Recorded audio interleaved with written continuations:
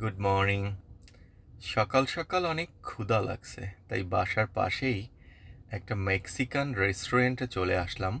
এখানে প্রায় আমি আসি, কিন্তু এখানে সবসময় খাওয়া যায় না, কারণ আমেরিকার ম্যাক্সিমাম রেস্টুরেন্টগুলোতে হালাল খাবার পাওয়া যায় না।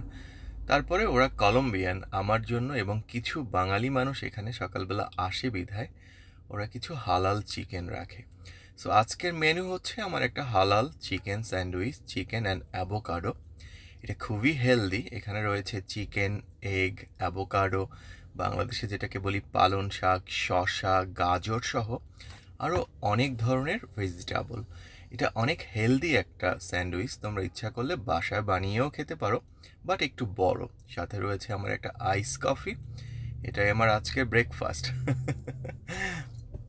যাই হোক, সো একটু বড় বিধায় খেতে একটু অসুবিধা হবে আমি জানি, তারপরেও টিস্যু দিয়ে ধরে খাওয়ার চেষ্টা করি। যাই হোক, তোমাদের সামনে আর সময় নিতে চাই না। ভালো থাকো সবাই, আর খাবারে লোভ দিও না।